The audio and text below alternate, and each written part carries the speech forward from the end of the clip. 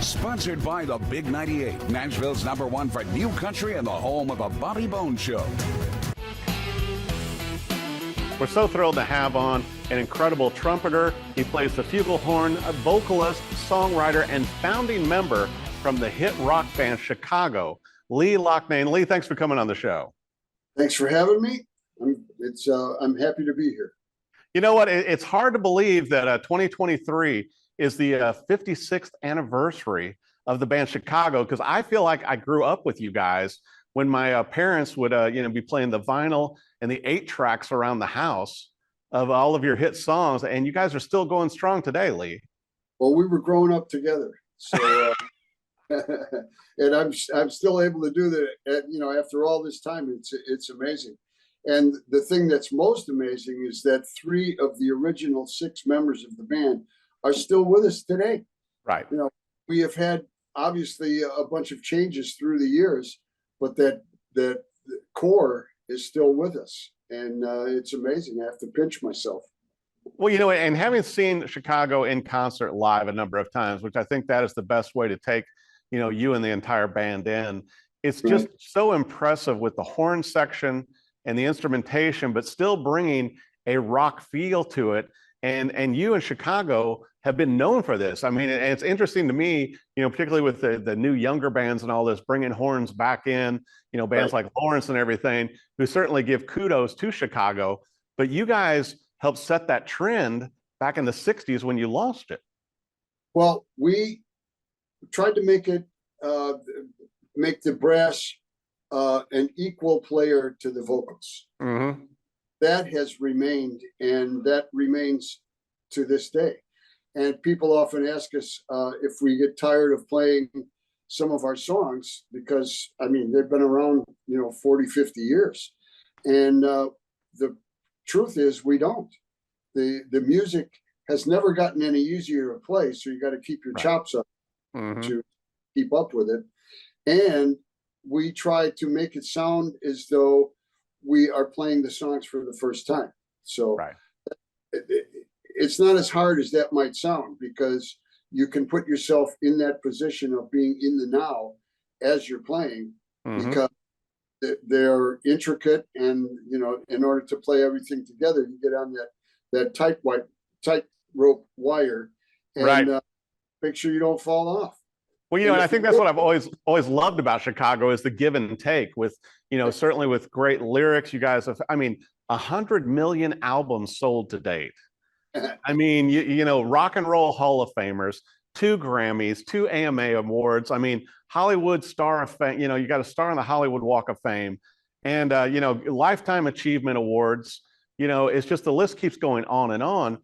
For you as a founding member, Lee, it's got to seem a bit ridiculous. And then you come out with a new album of all originals last year. That's right. Well, the amazing thing is when the awards come, you show up for the award, you get the award, you say, thank you very much. Okay, this is great. The next day you're playing another show. Right. So nothing has changed for us, other than now we have those things. We have the, whatever the award might be. And we move right on to the next day, and we keep our nose to the grindstone. And that's why that's the way it's been since the beginning of our touring. Like this is one long tour, and here we are talking today. Yeah, a 56-year tour. That's quite a few shows. Yeah, I was thinking about it, getting ready, and obviously listening to the music, listening to the new album from last year, and the documentary that came out last year also, Lee. But it's like, what's Chicago going to do for the 60th anniversary? I don't know. We were wondering that at the 50th when the first documentary came out. What do we do after that? And our manager, Peter Chiavarelli, said, let's do a 55th anniversary documentary, because most bands, once they get to 50, you don't hear of them again. Right. And we were still going to work.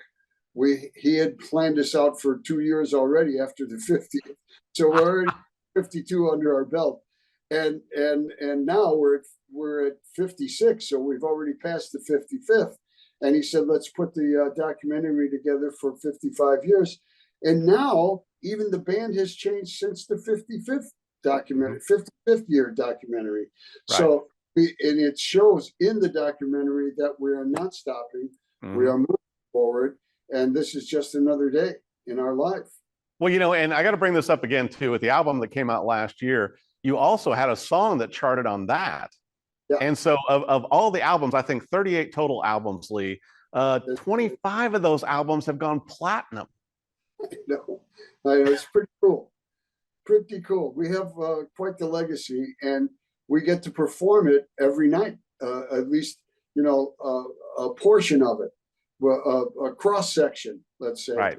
From the song introduction, which we start out our shows with, all the way through present day.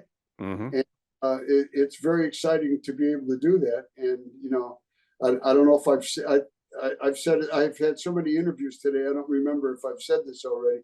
We try to play the songs like we're playing them for the first time. Right. So that's our hope, that everybody feels the same way. Well, the first time I saw Chicago live was down at Mud Island in Memphis. And, and what a great venue that was to see you guys. And it was just so powerful, and being out there in the middle of the river and all the boats pulled up and listening to Chicago.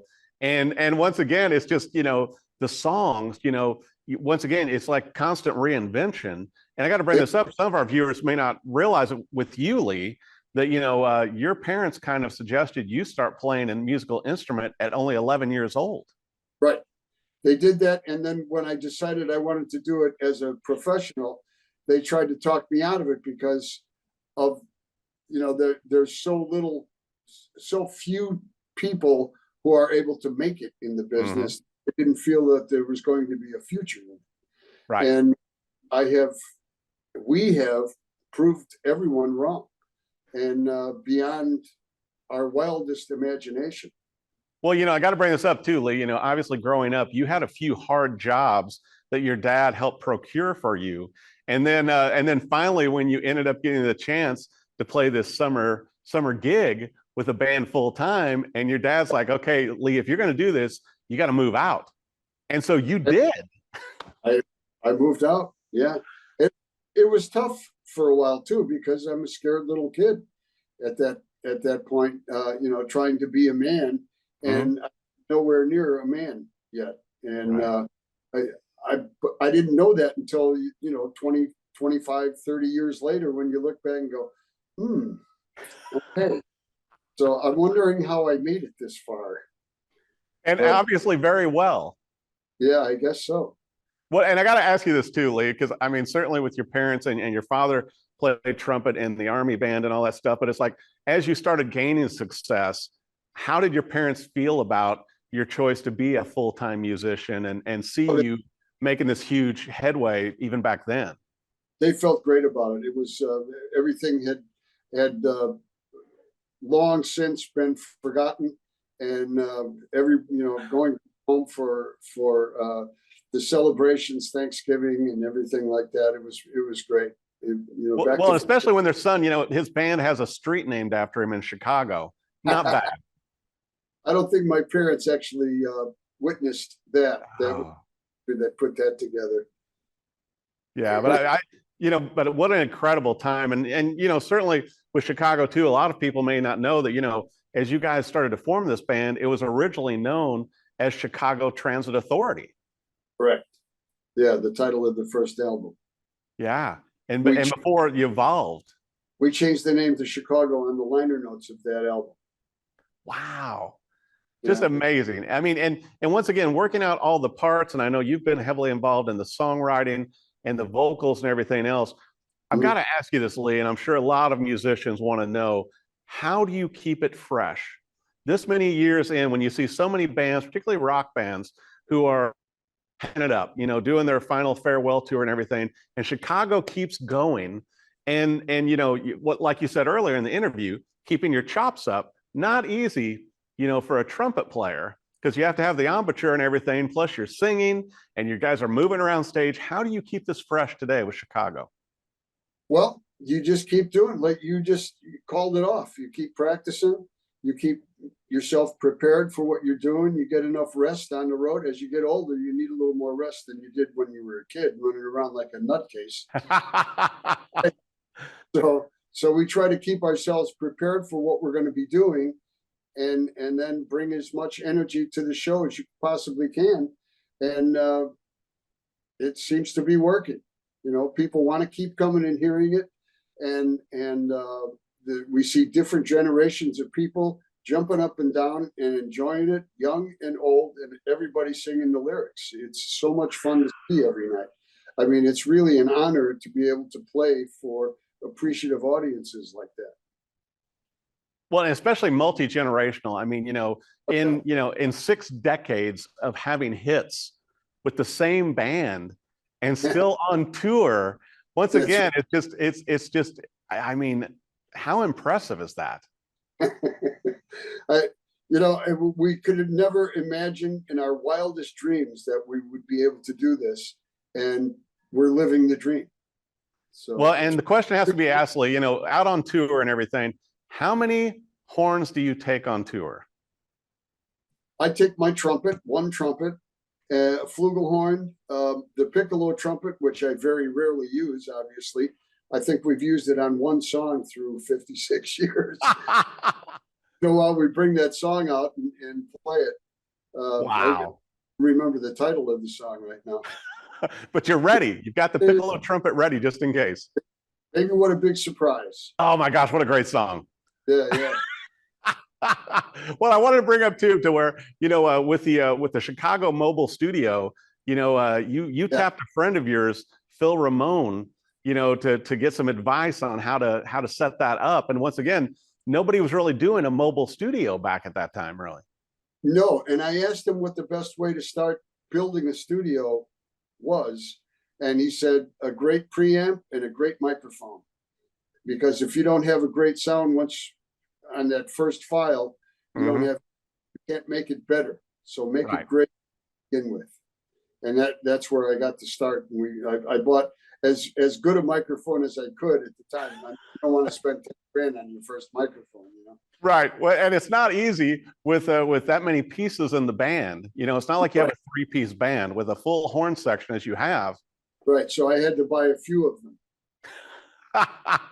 I'm sure, and it's just incredible. Now I got to ask you this too, Lee, while I've got you here, obviously you're going to be playing here in Nashville, September 25th at the First Bank Amphitheater. What are the plans for Chicago? You had the new album come out last year with all new material. Are you working on anything new coming out in the next year or so? Well, I'm sure everybody, the crazy minds are still working. So I'm sure songs are coming through. But we don't have any particular plans to record anything at this point. We're still busy working this year's touring schedule, and it's going to take us through about 100 shows. So we're going to be here all the way up through November. That's amazing. I mean, you keep bringing it, and the new album that came out last year too, incredible, and also the updated documentary. I enjoyed the documentary from your 50th. But then the new one as well. It's always nice to get those insights into the band and just what great music you guys bring and the energy, and I think Chicago is one of those bands to where you've got to see Chicago live to fully appreciate it, the immensity of the music. Don't you agree? I agree totally, because radio, if you only listen to a certain, the hits, basically, you start getting confused that the band is only ballads or only this or only that. You come out and see that we're full. We do many different styles of music during the show, and it becomes very apparent that, oh my God, they wrote that one too. Did they do that song? Wow, that's great. And if people aren't fans already, when they bring new people to the show, they usually leave as fans. Or that's my hope anyway. Well, I think so. When you've got multi-generations showing up at these concerts, some of my favorite cuts also, and loving all of your hit songs, but I like the alternate cuts to where you kind of add in some more percussion and kind of jazz and rock it up some with that album you came out with, a little edgier. Right. Well, we have changed our arrangements for the original songs through the years, as some Mhm. of the guys have changed and gone on to whatever they did next in their lives, Right. and brought other guys in to play for them, they had been listening to the songs as they grew up and singing along with them in their cars and like playing their instruments along with us and stuff, and playing maybe covers with their bands. Once they joined our band, they realized what, like, if they got some of the changes wrong, they now know what the real changes are. And also, we let them play and put their own personality into the same arrangements, and that changes the music up somewhat and makes it even more exciting for us. Well, and especially to hear your music, Lee, in film and TV shows also. A hit song like 25 or 6 to 4, which I will Right. admit to you, in multiple cover bands I've played in, I've butchered your song, but I still tried at it. And it's like, but I mean, it's just one of those songs to where every time you hear it, it's just fresh because you've got the guitar, you've got the horns, you've got the vocals. It's just Right. everything wrapped up in a nice bundle. And then when you're, watching a movie or a TV show, and then what does it feel like for you hearing Chicago songs like that included in it? It's pretty cool. It's pretty cool. It takes us right back to the beginning, and you hear Terry's guitar solo in 25 or 6 to 4, and it's like you go right back to the studio when he played it that first time, and you remember sitting there going, man, so good. I mean, and it just comes out like butter. I mean, he was great. Just amazing. Well, I want to make sure for our viewers too, Lee, that for everything Chicago, for the tour, coming through their city, obviously coming into Nashville this fall, and for the new merch, also for the impending 60th anniversary coming up in a few short years. I don't know how you guys are going to keep topping it, but you do. Where do our viewers need to go for everything Chicago, Lee? ChicagoTheBand.com. Everything is right there. Our schedule, everything, all of the music, the whole legacy is available online there. And you either go to, you go there and you get, sent to where you can buy it at Warner Rhino. Incredible. Well, I'll tell you what, and I also encourage our viewers to watch the documentary that came out this past year.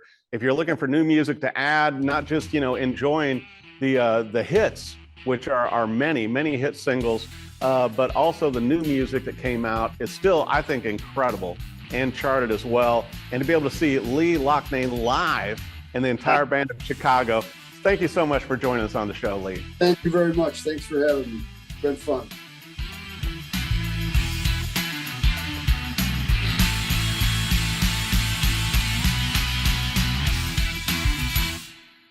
Sponsored by the Big 98, Nashville's #1 for new country and the home of the Bobby Bones Show.